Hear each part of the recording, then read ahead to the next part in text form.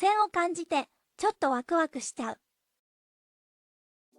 今喋ってたの AI なんだ。しかも誰も操作してない。何を話すかも、いつ喋り出すかも、全部あいつが自分で決めてる。これ、俺が個人で組んだ AI VTuber の配信基盤だ。キャラクターの中身から配信のオペレーション、それを動かすサーバーまで。全部で22台のマシンで回ってる。どうやって AI が自分で配信しているのか、一番下の層から順番に開けていく。まず地図を渡しておく。構造は大きく3層だ。一番下、レイヤー0が配信基盤。映像と音声を集めて YouTube なんかに流す土台の部分。その上、レイヤー1があやの中身。声を聞いて考えて喋る。AI キャラそのものだな。そして一番上、レイヤー2が自動運転。その中身と基盤を AI 自身が回すそう。今日はこの下から0、1、2って順に開けていく。まずは全体のマシン構成。これがそのトポロジ図。22ホスト、役割ごとに色分けしてある。で、22台なんて言うと金かけてるように聞こえるかもしれない。けど逆だ。ここの主力はオプティプレックス。企業のお下がりの中古機だ。これを7台。しかもモニターもキーボードもマウスもケーブルも全部ついてる。送料込みで1万円ちょっと。1台1600円だよ。要はジャンクの寄せ集めだよ。金をかける代わりに頭を使う。安いマシンはよく落ちる。だから落ちても番組が止まらないように組む。この動画で見せるものは全部その工夫の積み重ねだ。じゃあまずは一番下、土台のレイヤー0からどうやって配信に載せてるか。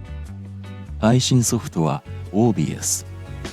でも手では触ってない。全部 OBS の Web ソケットでプログラムから制御してる。字幕だってテキストソースを Web ソケット越しに書き換えてるだけ。一番の肝がここ。多重出力だ。ストリームコントロールっていうスクリプトがローカルに FMPEG の中継を1個立てて。まあ分岐だな。これで YouTube、Twitch、ローカル録画。この3つに同時に分配してる。しかも再エンコードなしのコピーだから CPU もほとんど食わない。音声はマイクをつないだマシンから UDP で飛んでくる。映像は NDI。役割をマシンごとにきれいに分けてる。だから1台が配信の全部を抱え込まなくていい。じゃあ次は主役。あやの中身。声が言葉になって返事が返ってくるまでを追っていく。まず入り口。俺や通話相手の声はウィスパーっていう音声認識でリアルタイムに文字起こしされる。マイクとディスコード2系統を別々に処理してる。面白いのがデータの渡し方でさ。この文字起こしの結果、メモリ上のファイルにただ書き込むだけなんだ。プロセス同士を直接つながずにファイル1枚を挟んで緩く結合する。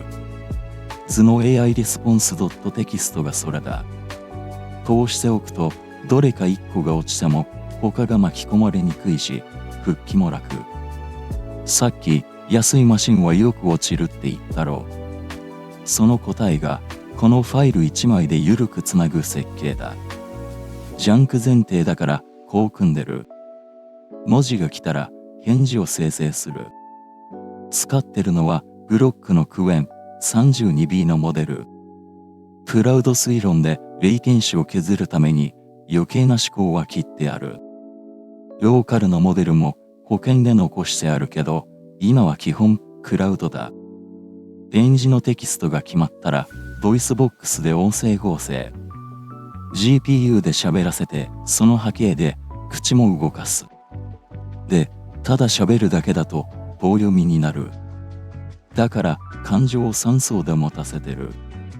時間で気分が冷めていく減衰、状態から来る揺れ、それと常時の揺らぎ。この2個目は後でもう1回出てくる。最後に見た目。アバターはこのマシンの GPU で VRM のモデルを描画してる。その映像を OBS にブラウザソースとして取り込んでる。さあ一番上。自動運転のレイヤー2。ここが今日一番見せたかったところ。まず配信のオペレーション自体を自動化してる。さっきのストリームコントロールに自動版があるんだ。これがシーンの切り替えなんかを自分で判断してやる。で、これが俺のお気に入りなんだけど、サーバーの健康状態をあやの感情に流し込んでるんだ。ドリフトセンサーっていう仕組み。マシンが重かったり、どこか調子が悪いと、あやが不機嫌になる。本当に機嫌が悪くなる。中身の AI が自分が乗ってるインフラの調子を感じ取ってるんだ。今映像で見せているバレンス・アラウザルに、時間が経つごとに新しい値が入っていくのがわかるだろう。同時にあやの口元を見てくれ。表情が少しずつ戻っていくことも見て取れる。さて、実験用に機嫌を悪くしちゃったからな。録画を止めてから念のためコマンドで機嫌を取っておいた。あとは自走モノローグ。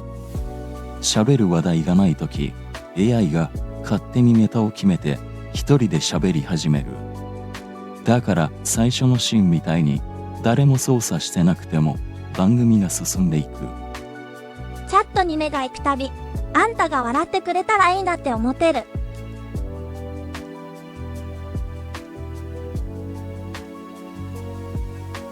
ここまで見てわかると思うけど、マシンがこれだけあると、どこが落ちたら何が止まるかなんてもう頭じゃ覚えてられない。だから俺はこのホームラボ全体の世界モデルを持ってる。インベントリっていう一個のファイルに、どのマシンが何を提供して何に依存してるかを全部書いてある。これがあるべき姿だ。で、リコンサイルってツールが実機を見に行って、その通りになってるかずれてないかを検出する。質問を投げれば AI がそのモデルを読んで、デューランダルが落ちたら配信が止まるみたいに地に足のついた答えを返してくれる。で、ここでオチなんだけど、この動画に出てきた構成図、あれ、手書きじゃないんだ。全部この世界モデルから自動で生成してる。実機と付き合わせて常に検証され続けてる図なんだよ。ちなみにこの仕組み自体はムネモシュネっていう名前でオープンソースにしてる。中身が気になったら概要欄から覗いてみてくれ。今見せたのがレイヤー0から2まで。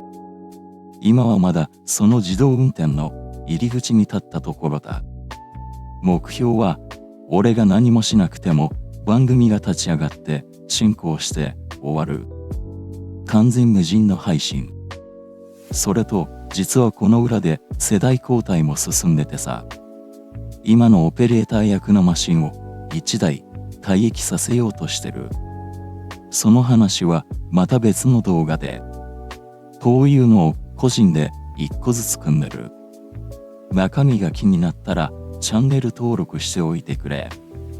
次は7台で1万円のジャンクの寄せ集め。どこで拾ってどう直したのか。金じゃなく頭で組んだ機材の話だ。じゃあまた。